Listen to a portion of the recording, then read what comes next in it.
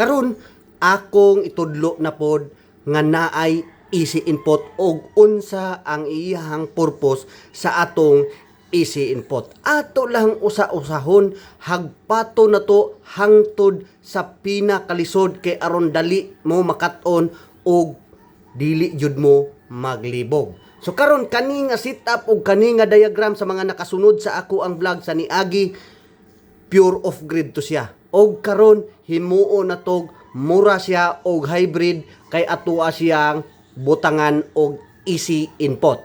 Unsa may pulos, unsa may gamit sa easy input, Sir Idol?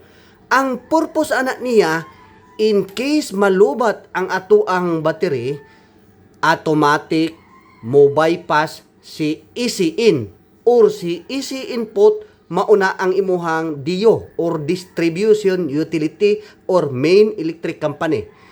Siya ang imuhang himuong backup sa imuhang solar setup in case malubat si battery. Para dili mo maglibog, butangan ako diri kunuhay og usa ka poste gikan sa yung main electric company. So moagi po na siya diha og usa ka circuit breaker nga iyahang labangan. So dapat imuha pong matisting ang circuit breaker din dapita, ma-identify nimo kung asa ang il og in. Bot ipasabot sa il is line din neutral. So ang il dihang dapita gikan sa imong main electric company, dapat musud po na sa letter L diri sa imong easy input. Din ang letter L ang neutral, dapat musud po na diri sa iyahang letter in. Then pagkahuman ana, makita na nimo diha naay easy input voltage diri, makita sa imong inverter 1 kilowatt 12 volt solar setup. Ang purpose nga dako sa imong main electric company nga imong gipasulod sa imong easy input, para kung malubat si battery, automatic mo standby na si battery, dili ni sa mukuwag voltahe diri, si main electric company na mag-supply sa mga appliances without flicker, without interruption, padayon ang imuhang paggamit sa imong mga appliances. Sir, ang setting ana sir sa kini ang iyahang manual. So mauni ang manual sa SNAT inverter. Mula host tangad to sa pinaka-importante. Tan-awa lang ninyo diri parameter setting o kaya ninyo sa iyahang manual. SNAT user manual. SNAT 12 volts 1 kilowatt nga solar inverter. So sa 001 exit setting 00 exit setting 01 charging voltage setting. So dili lang kay nako i-explain ng uban na adto ta sa pinaka-importante sa pag-disconnect sa battery o pag-reconnect sa battery o ang pag-bypass sa imuhang easy input diring dapita. Sir, dili na ta din magkinahanglan ang nag-itiis sir kay naman kay easy input, dili na ta magkinahanglan itiis. Kani nga design ni ako ning design ha nya, ang mga nag-DIY uban wala kayo kahibawan ni. So kung nag-followers ka nako, nagsige kasunod sa kong video, kani gitudlo ko ni para gini ninyo. So balik ta sa manual. Sa 00 exit setting, charging voltage number 1. So mulaktaw ta diha, dirita sa iyang disconnect ug reconnect. So diri sa ang pinaka-importante diri, unahon na to sa number 9. So ang number 9 diha dapita, battery priority termination voltage. So dire dapita ang battery termination voltage sa number 9. So si imuhang solar setup, siyempre didto nagkuha permi sa battery. So ang buot ipasabot sa battery priority termination voltage, iyahang pagputol sa imuhang pagkuha og konsumo ngadto sa battery. So pila man ka voltahe, isiting nimo ang kodra sa imuhang battery termination voltage setting is 09. Ilong press lang na nimo dihang function, pag mo blink na siya, pangitao nimo ang code 09, dayon mao na ang battery termination voltage. So for example, naa kay 12 volts system nga kini ang kaning nga setup. Then ang imuhang battery is gel type or lead acid. So karon 12 volts 12.0 ang imuhang cut off or battery priority termination voltage.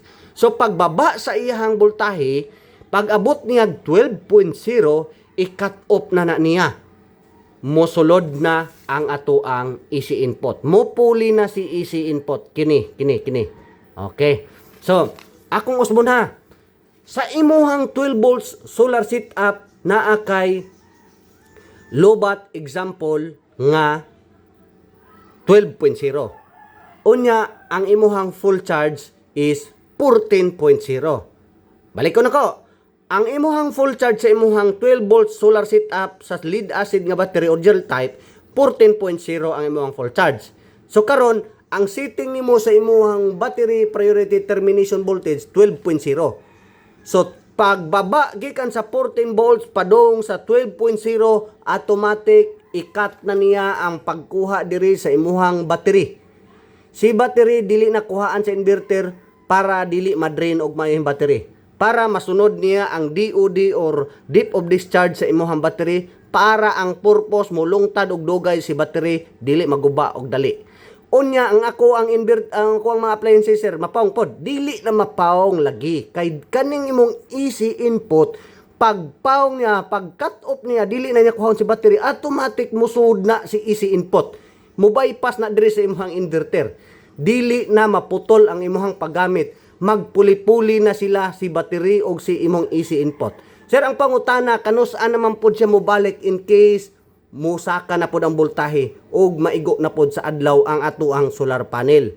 So, ingon ani ang senaryo, kung gabi nalubat si battery, musulod si main electric company. So, si main electric company nag-supply sa imo sa gabi, kay wala may siga sa adlaw, di ba? Siyempre, kay nalubat imong battery. So, pagkabuntag ang senaryo niya, nibalik na pog siga ang adlaw. Nibalik na pog siga ang adlaw diri og nasigahan na pud si solar panel. So siyempre makaharvest na siya og makahatag na pud sa charging sa imong battery. Musaka og amat-amat ang voltahe sa battery, pag hit sa imuhang setting na pud mobalik na pud siya og normal nga mukuha sa battery. Ang pangutana unsa nga code sir? Diri sa code number 8. Excuse me. So, sa code 08, mauna siya ang battery priority start voltage setting. Buti pasabot sa battery start voltage setting, kanus ako no siya, mo start na pud og balik og kuha og voltahe ngadto sa imong battery. So, mauna siya ang code 08. Pangitaon po nimo ang code 08 didto sa imong SNAT inverter. So, diha i-setting nimo. For example, ang imuhang 12.0 man ang atong lubat no nga dili na sa makuha sa battery. I-set na to siya 13.0.